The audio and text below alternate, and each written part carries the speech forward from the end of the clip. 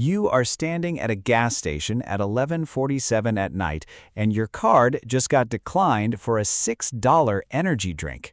The cashier does not say anything. He just turns the little card reader toward you with the red screen facing out and waits. You feel it in your face before you feel it anywhere else, that specific heat that comes up the back of your neck when something embarrassing happens in front of a stranger who does not care about you at all. You say sorry, you open your wallet looking for cash you already know is not there, and that is when you see it. Folded in half behind an expired gym membership card, a lottery ticket. You bought it 8 days ago at this exact gas station because the sign outside said $750 million and you were having a bad week, and $5 felt like the price of a few minutes of imagining something different. You had forgotten about it completely. You pull out the ticket, and you pull out 2 crumpled ones, and you pay for the energy drink in cash, and you take your change, and you walk to your car. You sit in the driver's seat in the dark parking lot. You do not know why you do not just throw the ticket away, some small pull, some stupid habit. You take out your phone and you look up the winning numbers from 3 nights ago. You look at the ticket. First number. Matches. You tell yourself that means nothing. Everybody matches one number sometimes. Second number. Matches. Your hand has gone very still. Third number. Matches. You are aware of your own breathing in a way you were not 30 seconds ago. Fourth number. Matches. The energy drink is open in your cup holder. You bought it because you were tired. You are not tired anymore. Fifth number. Matches. There is one number left. You look at it for a long time before you look at the ticket. You look at the ticket.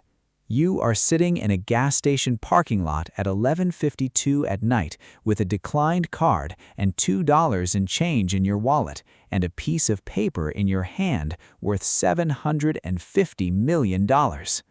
Nobody knows. The cashier who watched your card decline does not know. The woman filling up at pump 3 does not know. The city does not know. You are the only person on earth who knows. You sit there for a very long time. The first decision happens before you realize you are making it. You do not call anyone. Not your best friend, not your mother who answers on the first ring at any hour, not your sister who would start crying before you finish the sentence. You just sit there in the dark and you think about what happens the moment someone else knows. The moment someone else knows, you stop being a person with a secret. You become a situation, a number that people who love you will immediately begin doing math around, whether they mean to or not. How much is my share of that? How much does he owe me for the years I helped him?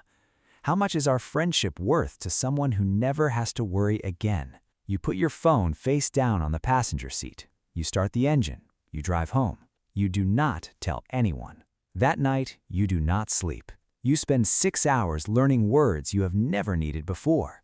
Blind trust, anonymity statute, lump sum election, claiming period, wealth preservation attorney. You learn that in your state, you can claim through a trust, that the trust can have any name you choose, that your name does not have to appear in any public record connected to the prize. You learn that the lump sum after taxes will be somewhere around $380 million. You say that number out loud in your apartment at 4 in the morning. $380 million. It sounds like a number that belongs to a category of things that has never had anything to do with your life.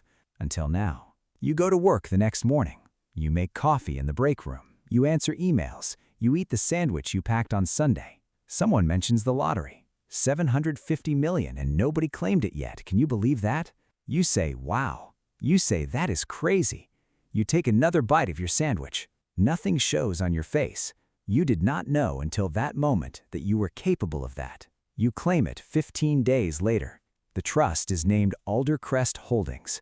You chose the name in approximately 4 minutes from words that mean nothing together. It sounds like a wealth management firm that has existed for decades. It was created 11 days ago. The lottery office is smaller than you expected. Fluorescent lights, a woman in a blue blazer who verifies your ticket twice, whose face does not change except for one moment, one fraction of a second where something behind her eyes adjusts, a tiny recalibration. That adjustment is the first confirmation from another human being that the number is real. You sign 6 documents. Your hand shakes on the first 2 and steadies on the last 2. You walk out into the afternoon sunlight. You drive to a gas station. You buy a coffee. $3.11. You pay with the same card that was declined 15 nights ago. It goes through. You stand at the register and pay for a $3 coffee without the heat coming up the back of your neck. You notice the absence, the specific absence of something that has lived in your body so long you stopped feeling it as a presence. The first 2 weeks you change nothing visible. Same apartment, same car, same Ziploc bag lunch, same everything. Your roommate needs help covering utilities. You help him the same way you always help him. You calculate your share, you transfer your share. Nothing extra. What you are doing underneath the sameness is learning that every interaction now has 2 layers. The layer that is visible and the layer that only you can see. The visible layer looks exactly like you have always looked. The invisible layer is watching the visible layer constantly, checking for anything that lands wrong, any sentence that sounds too certain, any reaction that arrives half a second too slow. You are both the actor and the only audience who knows the full script. You discover that this is exhausting in a way that has no name yet. The weight arrives around week 5.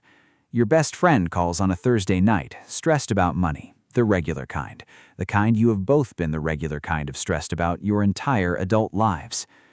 He talks for 40 minutes about his car payment and his credit card and whether any of it adds up. You sit on your couch and you listen. You say the things you have always said. You are present in every way except the one that would actually help him. Because the way that would actually help him involves a number that would end the version of your friendship where he calls you at 9 on a Thursday because you are the person he calls. The moment you hand him money that changes his life, you stop being that person. You become something that has a dollar amount attached to it. You stay on the phone for 40 minutes. You say goodnight. You sit in your apartment in the quiet after the call, and you understand for the first time what the real price of this is. Not the taxes, not the attorneys, the distance, the specific growing distance between who you actually are and who everyone in your life believes you to be. Your mother mentions the mortgage in month 2. Not directly, the way she does not mention things directly when they are heavy enough. She talks around it. She mentions how many years she has left in a way that sounds like she is reporting a sentence she is still serving. 3 weeks later, a letter arrives at her house from a regional housing nonprofit she has never heard of. Her remaining mortgage balance has been paid in full through an anonymous benefactor program. She calls you the same afternoon. She cannot find words at first. Then she says, "Someone paid my house off. A stranger paid my house off. Do you know anything about this?" You say, "What?" You say that cannot be real. You say, "Mom, read me the letter again." She reads it. You say, "Oh my God." You say, "That is unbelievable." Your voice does exactly what it needs to do. You hate how easily it comes. After you hang up, you sit very still for a long time. Not because of the money, because you just did the most significant thing you have ever done for the person you love most, and you had to pretend you did not do it. And the pretending felt completely natural. And the naturalness is the thing you cannot stop sitting with. Month 3 is when you almost make a mistake. You are at a gathering with people from your neighborhood. Someone starts talking about the lottery, the unclaimed jackpot that got claimed anonymously. A theory that it was someone local, someone who has been very quiet. You feel your body do something, a very small thing, a slight adjustment in how you are holding your glass, a half-second of stillness that arrives before you consciously decide to be still. You say nothing. You laugh when someone else laughs. You move to a different part of the room. But a woman named Claire, who was standing 2 feet from you when the stillness happened, is watching you from across the room when you look up 20 minutes later. Just watching, not staring, watching. You look away first. You build a flatter version of yourself after that night, more forgettable, less specific, the kind of person who never says anything that lands with too much weight behind it. You stop drinking at events with people you do not completely trust, which turns out to be every event with every person you know. Claire finds you at a coffee shop 6 weeks later. Casual, friendly. She sits down like it is a coincidence. She talks about the neighborhood. She is easy to talk to. You like her, which makes this harder. Then she says, "I looked something up. Anonymous claim filed through a holding trust. Around the same time, some things changed around here. Someone moved in quietly, paid through a corporate name." Your coffee cup is in your hand. You do not put it down. You do not tighten your grip. You say, "People do that all the time. Corporate rentals. People value their privacy." She says, "Sure." She smiles. She moves on. You spend the following month reviewing every document your attorney filed, every connection between the trust name and your name that could exist anywhere. There is nothing. The filing is clean. She was guessing. A smart, specific guess built on small observations assembled into a theory. But a theory is not a thread, and a thread is the only thing that unravels this. A year passes. Your mother has lived in a paid-off house for 8 months. Your sister does not know why a scholarship appeared for her final year. She called it the universe providing. You liked the post from your apartment at midnight. You have changed nothing visible about your life. Same neighborhood, same car with new tires, same person from the outside. Underneath that person, the machine runs every single day without you touching it. Then you meet someone. Not dramatic, just a slow accumulation of moments. A person who keeps appearing in your thoughts at times when you are not thinking about anything in particular. You spend 3 months getting to know her before the question arrives. Do you tell her? You run it the way you run everything now, as a calculation, as a structure with inputs and outputs and a clean answer at the end. Except there is no clean answer. There is only the question sitting there in the dark at 2 in the morning, refusing to resolve. You think about the version of yourself that existed in that parking lot, before the ticket, before the attorney, and the trust in the flat, forgettable version of yourself you built to survive the Claire moments. That version would have told her already, probably too soon, laughing and nervous and completely reckless in the way of someone who has nothing large enough to protect. This version sits across from her at dinner and watches her talk and calculates silently whether she is someone the secret could survive. Not because you do not trust her, because trust is not the variable. The variable is what happens to the version of you she knows the moment she knows the version that exists underneath it. Whether those two versions can exist together in the same relationship, or whether knowing the second one permanently changes how she sees the first. You do not have an answer. You've been sitting with the question for 3 months, and you still do not have one. You are starting to think that's because there's not a clean one. There is only the choice, and the choice has a cost in every direction. Here's what $750 million actually is.